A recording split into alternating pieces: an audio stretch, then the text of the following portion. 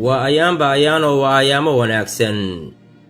ودرارة سويا الكفان له كل فاقن هاي تاسو دليا دبد بددكين ودبالدا كسو دويان goobaha xafladaha ama samarinada xaafadaheena meeshii aad martidba waa ayaanta ishaadu qabanayso fariimo muujinaya wacnaanta maalintani leedahay waa maalinta aad arkaysid madaxdii waddankeena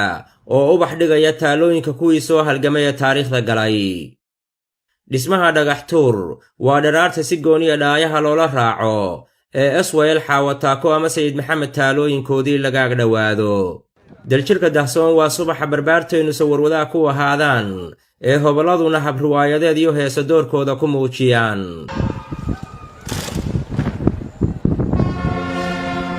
isweydiiyo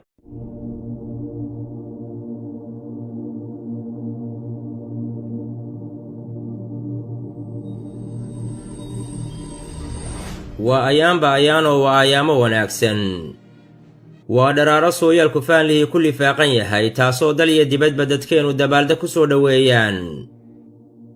goobaha xafladaha ama samarinada xaafadaheena meeshii aad martidba waa ayaanta ishaadu qabanayso fariimo muujinaya wacnaanta maalintani leedahay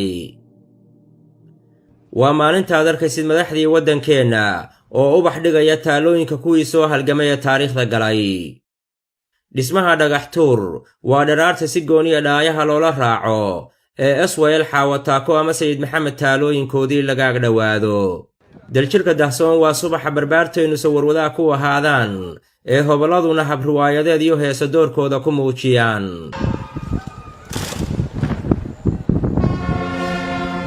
isweydiiyo maxaa sidan loo yeelayaa maxaa darbiyada dalkeena midabada buluuga ayaa xiddigta cad loogu xardhayaa oo gobollada dalku u dabaaldegayaan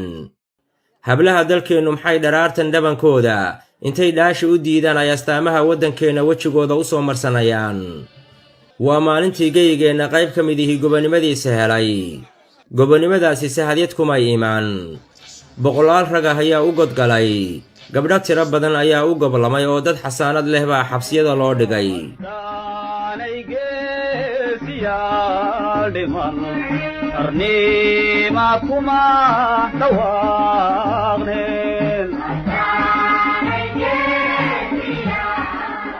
qof walbaaba xeelad buu xorriyaddeenna ku raadiyey mid baa qalin ku dagaalamay mid baa qori intuu qaatay quwaddiisa adeegsaday kuwaa dhaqaale dhiib halganka ku dhiirigelinayay dibadaha kuwaa intay u dhoofeen diblomaasiyad wax ku doonayay qaar baa dar ilaahay iyo gobonimada dalkeenna intay iyaguna u duub xidheen 20 sano u darwiishtamay halgamayaashaas caawa laga hadlay oo naftooda u soo huray hadday ahaayeen kuwii waqooyi gobollada waqooyi iyo hadday ahaayeen halgamayaashii halyeeyadii gobollada koonfureed waxay ka midaysnaayeen dhowr arrimood waxay ka midaysnaayeen gumaysi diid waxay ka midaysnaayeen gunnimo diid waxay ka midaysnaayeen quursi diid in qofka Soomaaliyeed uu ogolaado in laga sarreeyo in dowladihii Yurub ay ku heshiiyey inay Afrika yimaadaan bacdama ay midaysnaayeen iyagu ay ku midoobeen inay Afrika yimaadaan oo u qaybiyaan qabiilo iyo dhaqamo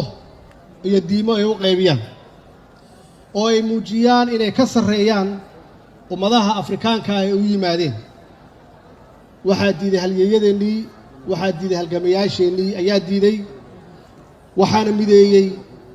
kuwii gobollada waqooyi ee waddaniyiinta ahaa iyo kuwii gobollada koonfureed ee waddaniyiinta ahaa waxaa mideeyey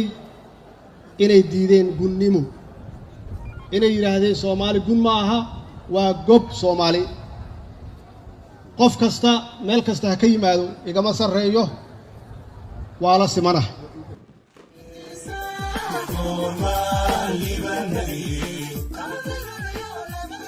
waa jeerkii Juun 26 iyo Juulaay 1 labadii dhinac ee xoroobay inta la mideeyay dabadeedna la dhidbay Jamhuuriyad Soomaaliyeed muqdisho madasheena laga dhigaye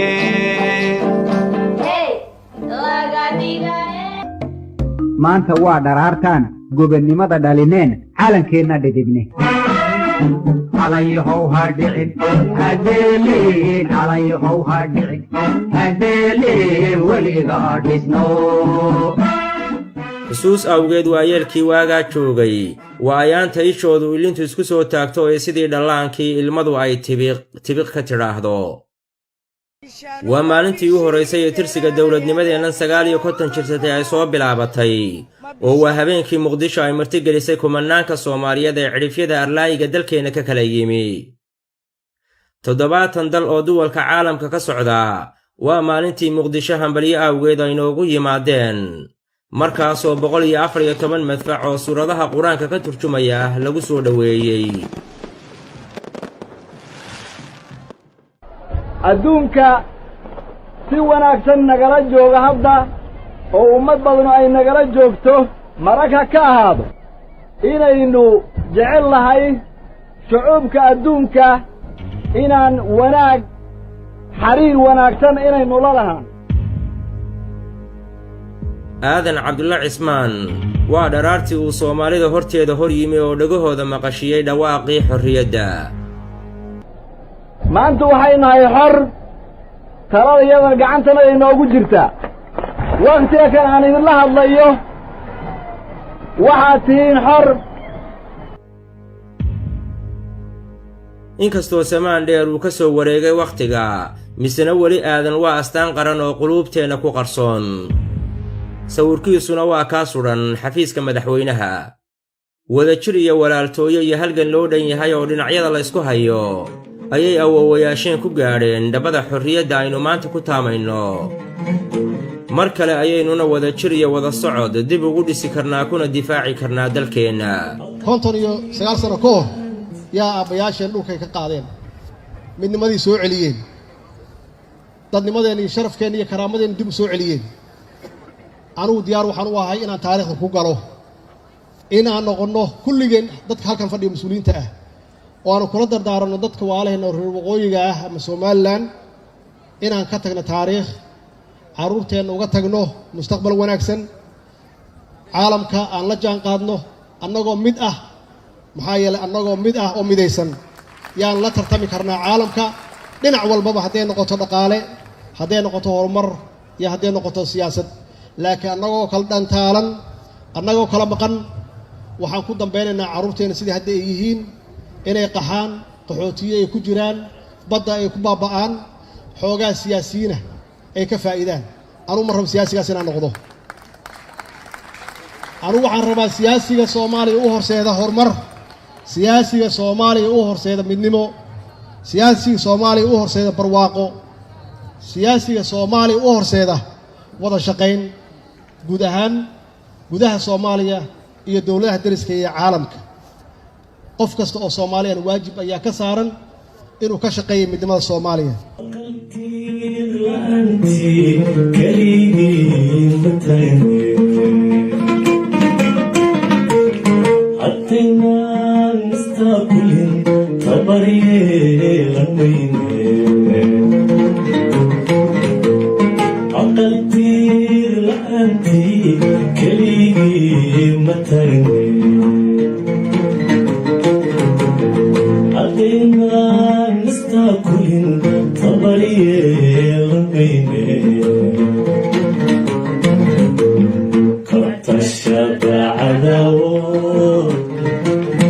Iskutir sana